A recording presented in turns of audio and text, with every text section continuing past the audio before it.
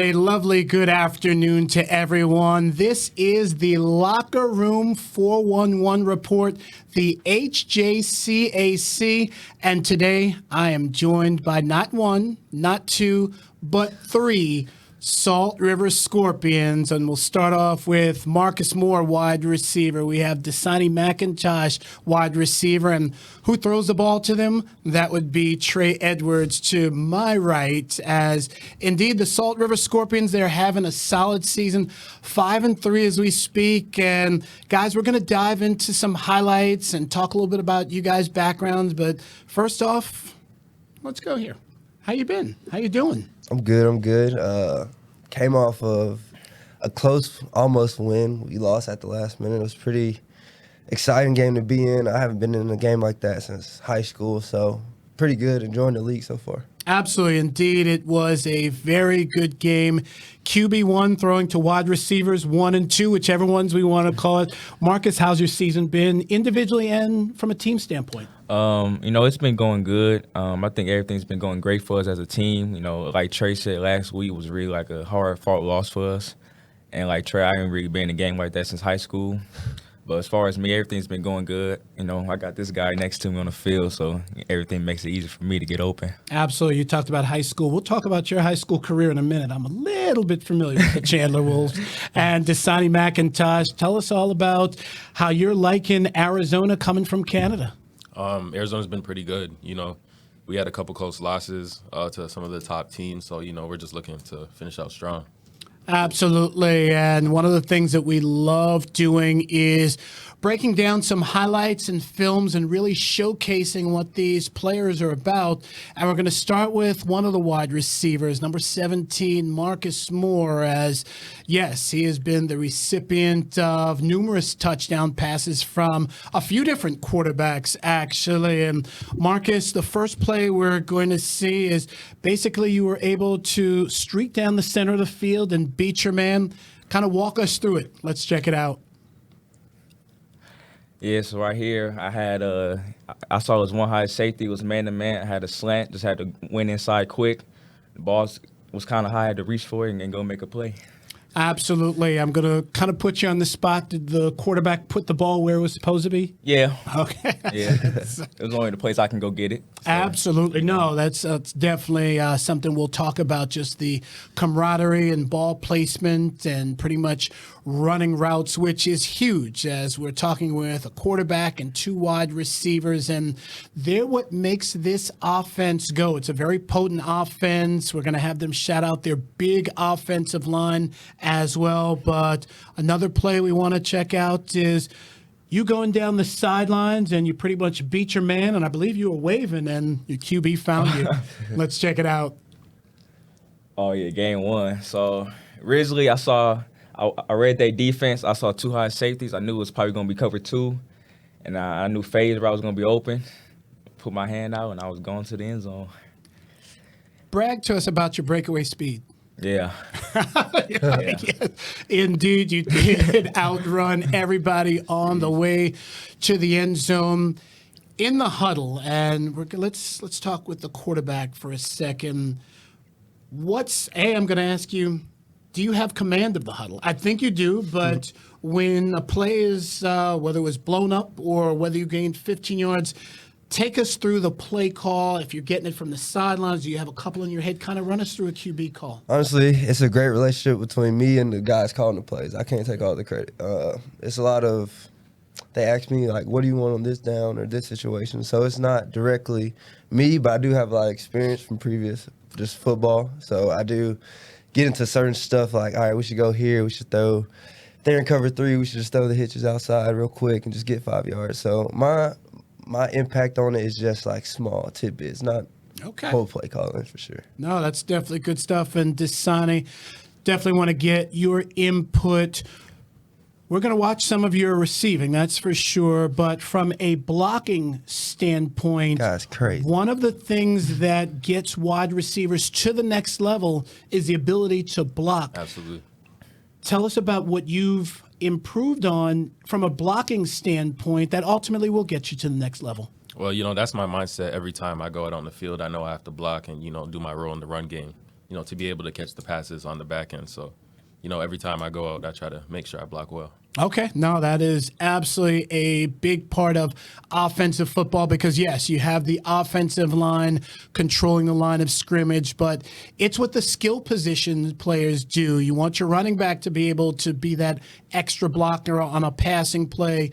On plays downfield, yeah, you want your wide receivers to be able to kind of set a pick when you can, even though a pick may technically be illegal, but you want them to be able to certainly block. And we're going to check out one more play from Marcus Moore, a nice catch and run. Let's check it out. Oh, yeah, it was 3rd and 15. I had a curl route, had to make sure I get the right depth, and I ran my route and curled right through a real nice ball. I just had to, do what I do. Make one guy miss. Indeed, your speed is definitely showing out there. Let's talk about this Salt River team from a camaraderie standpoint. You guys all showed up in mid-July, probably somewhere in that mid to late July. Most of area? us. Most of us? Yeah, most Okay, of us, yeah. fair enough. Tell us about August, practices, getting to know new teammates, returning teammates, just all that. What's training camp like in August in Arizona? You want me to go first? Yeah, let's have, yes. All right, so for me, I came maybe 2 weeks before the season. Yeah. For Wow, our first okay. game. So Yeah. I wasn't in the game plan for the first. I was just running maybe like 2-3 plays. But so I came in and I kind of knew the situation. I knew I was late. I knew I had to get these guys, understand how they ran routes and get them to understand me how I threw the ball. And that's a big thing. Everybody sees it on Saturdays, but Monday through Thursday, these guys really craft through practice. And that kind of got the camaraderie to where, all right, these guys are going to work through the week. So on Saturday, we kind of know. So it's all been driven through, work. You know what I'm saying? Work Sure. Monday through Thursday. And if it's something I see and I'm like, all right, let's keep it up the hash or let's do this, they don't ever have a problem with it. So the camaraderie's been there with them kind of trusting me since I got the reins of the offense. So Okay, no, that sounds good. Sonny, I'm going to ask you actually, I'll ask you one question. I'll ask Marcus the other. You're originally from Canada. Yes, sir. It's not so hot up there. No. How did you adjust here to the July and August heat? Had to be an adjustment. Well, I can't lie. Yeah, it was really hot. It was like 100 degrees, 110 degrees. And back home around this time, it's probably 50, 40 degrees. So, it was definitely different, but, I adjusted well.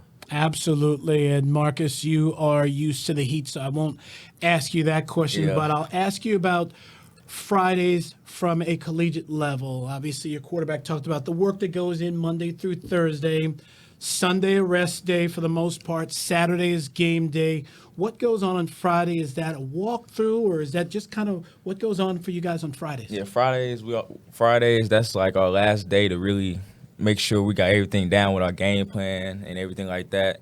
And one of the things that's really helped me this year is really Trey. Trey's helped me with the game from an aspect with the brain, trying to think, Mental capacity, okay. the mental part. Because usually, I remember actually his first day here, we was running routes, and I told him I was gonna run a fade route, and he started breaking down no fade route, we gotta do this, boom, boom, boom, and I was like, oh, I never had a quarterback tell me that, Okay. and that's one of the things that's really helped us in game because we always on the same page. That's big. And he always telling me on certain plays, if I'm getting played like this, the ball's gonna be right here or right there. So that's one thing that's helped us in the offense. That's good. No, Yeah. I can tell that there is obviously a lot of camaraderie in this studio, but more so the practices Monday through Thursday is yeah, kind for of sure. that's the recipe. Yeah. That's the recipe. Anybody can show up on a Saturday, but putting in that work Monday through Thursday or Monday through Friday is certainly a big Yeah. part of it. As we're catching up with 3 of the Salt River Scorpions, we are talking to Trey Edwards. We've got Dasani McIntosh as well as Marcus Moore. And we got to go through some initial highlights from Marcus Moore, but now we're going to take a look at another wide receiver, and that is Dasani McIntosh. And Dasani, while I'm impressed with everyone's film, I was glad you guys were able to send it over. I got to say, got that stuff, man. yeah, that's and I'll say how impressed I was. So you guys email it to Dynamic Video Solutions. Yes, sir. They send it over to me for me to pick out 3 or 4 highlights, and then I send it back for editing. I told the producer Bill, I'm like, you gotta watch this. You gotta watch this. And again, we're impressed with all of you guys, but there was some plays that was interesting. And yeah, the first one, folks, that we're gonna watch is he put a spin move on a couple of guys. So let's check it out. So yeah, right here, I had a hitch route. I saw the linebacker go with the arrow underneath, and then caught it, cut up field, and made a few guys miss. Yeah, that's You guys. You did. I mean, that's impressive. I mean, that's because you could have had one of two mentalities on that play. Hey, I made the catch, and I'm going to push for another 4 or 5 yards, and the play will be over there. But you extended the play all the way to the end zone. So props to you. I mean, that's a self-made play. I mean, you followed your blockers, and that is just really dynamic. Again, Thank you. I want to pump you up, but we're all equal here. But no, that is, and I think even your teammates are like, wow, that was good stuff. That was absolutely fantastic. And we're going to see another Dasani McIntosh touchdown. As I like to say on this play, he simply burned a couple of defensive backs. He got downfield and made the catch. Let's check it out. Right here, they were in quarters coverage. We ran 4 verticals, and the safety over top of me went with the other route. So, just Trey put the ball on me, and I made a good catch. I'll say the one thing that all of you guys are really, you're breaking down your film. You truly are. You're explaining what the plays are, because from a broadcast standpoint, yeah, hey, I know, wow, that was a heck of a play, that sort of thing, but I'm not in the huddle with the cover one, or this safety is dropping back, or being able to pick up, wow, that corner is out of position, I've got an advantage here. So no, what you guys are doing and explaining is stuff that does get to the next level. It allows, I'm going to say, average guys like myself, it allows fans who are watching, because, yeah, we do have a lot of fans who are going to be watching and understand why this play was made, what was improvised, and what was actually called. So props to you guys, as we're going to show one more play from Dasani McIntosh. But before we do that, how many touchdowns do you have on the season? I'm at 10 right now. Okay, no, and that's great, because that's the one thing that we also hope to elevate, is starting to get numbers from you guys, because it's not easy to find stats. And from a broadcast standpoint, it's about telling stories of where you guys are from, not so much from the numbers standpoint. But numbers are big with you guys, because, yes, when a recruiter is looking at a roster, that's the one thing he wants to know. Is it this guy's first touchdown, or is it his 10th? So that is very important down the line. So that's something that we're certainly going to work towards, getting more numbers and really publicizing all of you guys as we do take a look at this very good touchdown by Dasani McIntosh. So, yeah, this was another hitch route. I caught it, and I saw the 2 defenders come at me, and I just decided I wasn't going down, stayed strong, and got in the end zone. You made a good decision. You were not going down, even though there were 2 guys on you, and they easily could have, I'm not going to say easily, because you don't go down easy. They could have brought your leg down to get you, but you were able to keep that balance. You've mentioned hitch route a couple of times, and QB1, is that your favorite play to him? And kind of break down what a hitch route is. First, I want to say I'm proud of them 2 breaking down, because when I got here, there was not much breaking down tape, 2 high, 1 high safety, cover 3. Man, we weren't doing much of that. So I'm proud that they implemented it to their game, and I feel like that's why they have so much success. I wanted to say that first. But that play there is a check that we check into all the time. I don't want to give too much secrets. But we don't see anybody over Dasani. We are throwing him the ball quick, and we're going to see if somebody can tackle him. In that game, they did not want to tackle him, so we did it a couple times. But it's just a check. We just check into that. If we see 2 or 3 or anything like that, we just go double hitch, and someone outside, we can't tell you. And props to Trey for recognizing it. No, that's good. No, you guys are seeing a lot on the field. You guys know where you have your advantages, and where, hey, you know what, this play may not be good now, but we'll get that play. Yeah, we'll get it. No, that's without your O-line, a lot of these plays don't work. I'd love for you to shout out some of the offensive line, because they're big boys. They're checking in at 300 pounds. They're 6'3", 6'4". love for you to rattle off And your I'll offensive just line. speak for them as a unit instead of like Okay, individually. yeah, no, and that's fine. Because Yeah. we one thing we do is we rotate them boys around, and they don't flinch. That's one thing I'll say. They don't flinch, and some of the guys are former D linemen. Some of the guys never played O-line in their life. For instance, and I'll mention one, Gilbert Calderon. He seems Yeah. to go both ways. Yeah. Actually, yeah. And he goes both ways with the same intensity. You usually don't see that. And I played at a big high school. We didn't have a lot of linemen going both ways, but if they were kind of sluggish on one side or the other. These guys, if they actually play O-line, I tell them, don't let them beat them inside. They won't let it happen. So I'm kind of emotional about those guys because they kind of stepped it up to where a new guy can come in and be comfortable and be back there 3-4 seconds sometimes, scrambling, doing stuff I'm not supposed to be doing, but they allow me to do that. And then in the run game, they got so much better. At first, we want to really get into the second level. And shout out Coach Cass. I told him like maybe 2 weeks before I was like, we got to get to the second level. Now we run for 140 yards a game. So You do. No, you guys definitely have a very potent offense. Yeah. You guys are very fun to watch. It was you guys all said it was a great game. You guys came up short, obviously, Yeah. but I know I enjoyed calling it. It came down to the last minute, play. and I mean, it was great to see the fans on the home yeah. side kind of rocking the bleachers as you guys march down. So, no, it's terrific, and it certainly seems that Larry Davis has made the Scorpions a family, Yeah, for which sure. I really enjoy seeing and being a part of and kind of having a pulse on that. And one thing we definitely have a pulse on is ISAGENIX, as indeed we have ISAGENIX Amped Tri-Release Protein. It blends 3 protein types to develop lean muscle and enhance strength. And then before you work out, well, what do we have here? We, of course, have Amped Nitro, which is another fabulous product. Kickstarts your workouts to sustain energy and elevate your intensity.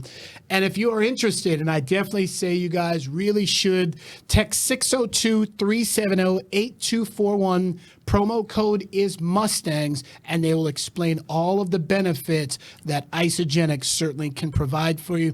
And the biggest thing that I'll say, Informed Sport Certified. That means all of the ingredients are verified to be fully legitimate in collegiate athletics. As we are speaking with the Salt River Scorpions, we've got a quarterback and 2 of his wide receivers in the house, and we've seen some amazing plays by the wide receivers. We're going to talk about who's getting them the ball, and indeed that is Trey Edwards. And the first play we are going to look at, pretty much a long touchdown showing off some arm strength in the center of the field. Let's check it out. So here we hit, we call it hip. We hip Dasani, play action, wrong side, but it's fine. It's a double post concept. And I kind of just laid it out there, and great play by Colton. Another guy we didn't really talk about, but he makes some crazy catches. Definitely. Yeah. Crazy catches and a very good possession receiver. Not to say he's not fast, but if it's 3rd and 5, I'm looking for 81. Okay, no, that's his name was called a lot. Yeah. On Saturday night. Indeed, you've got some weapons. You No. definitely do, between the O-line and your various types of receivers, and Marquise Munoz, who I certainly want to talk about rushing the ball. You guys are very fun to watch, and you're winning some games, that's for sure. So props to you. The next play, rushing touchdown, because what is a quarterback without legs? Especially here in 2022, you have to be a dual threat. Here is QB1. So I got outside and this was originally a pass. Got outside and I seen him kind of bringing the extra. So when I scramble, this leads kind of got onto it. When I roll out, they like add an extra guy to come Sort of mess like me a up. spy? Yeah, Kind of? yeah. Okay. So I seen him coming down at sort of like a 45-degree angle, and it was just one cut, and I was in the end zone. So I was happy about that play because it's like a game plan thing they kind of do for me now. It's like when I roll out, there's gonna be extra guys out there. So We had the opportunity to talk to the Papago quarterback a couple of weeks ago. And one of the things I asked him, because he's versatile Yes, as sir. well, Improvisation Yeah. seems to be a big scenario with a quarterback like yourself or even Jaden. Tell us about just being able to think on the run. As you mentioned, that was a designed pass Yeah. play. You have to realize that, all right, this play probably is not going to work the way we wanted. I got to get something going on now. Kind of tell us about that. That goes back to what we said earlier about me and the play caller being kind of on the same page. You know what I'm saying? He's younger, so he's like, if it's not there, run it. And sometimes as a quarterback, you kind of want to force that pass to make yourself look like a passer or improvise to make the throw. But sometimes, like, he tells me, just be an athlete. Just go get the yards, and it'll work itself out. The drive will work itself out. You'll find throws. You'll find lanes. But if you run, then we can't be stopped. So That's I'm liking the offense again. It is very, very fun to watch. And the last play, we are going to see another long pass, I believe, down the center of the field. Here is Trey Edwards. oh, let's see if I remember this one here. Oh yeah, so giving away our secrets again. We go a lot of out the backfield, running back swing. So we put Dasani on a little fake stock block and put him up the seam, and that was probably the best route he ran all year. I'm gonna be honest. I told him that when he ran it, I was like, that was nice. For us, we do a lot of smoke and mirrors. So it's a lot of do this, fake this, and then do that. So I love that play call. Again, that's probably one of my tidbits. Like let's pump, and we pumped, and that was wide open. I can't say much on that play. Great route by Dasani, honestly. Absolutely. Good stuff. The three of you, of course, want the ball as often as you can. You want to be on the field. You guys are I don't want offensive. it. Well, no, you don't. Yeah, you want to throw it. I want to give it to them. Yeah, you guys want to be on the field. No, for sure. But there's a time when you guys are not on the field. You guys are on the sidelines. It's the defensive term. What goes on the sidelines? And I'll start with you, Dasani, and then we'll go to you, Marcus. What are you guys thinking? Are you guys keeping a pulse on the play? Are you guys huddling amongst yourselves of, all right, hey, next series we got to do this? Kind of take us through what's happening when the Scorpions' defense is on the field. Yeah, so when the defense is on the field, it's mostly game plan. You know, we're talking about what we see on the field, what we think we can take advantage of. And then, of course, you know, staying aware if it's third down, fourth down, being ready to go out there and go back to playing. Okay, good stuff. And kind of, do you echo the same thing, or is there another dimension? I always ask Trey, like me and Trey always talk. Trey's always asking me if I'm getting man coverage, zone, outside leverage, anything like that. And me and him always talk about like the linebackers, how they playing us, the safeties, how they playing us. So, and you know, if you watch our highlights, we throw a lot of deep passes. You do? Especially like with me or Yes, you Dasani. do. So, you know, so there's a lot of teams that try to cap us over the top and play too high safeties.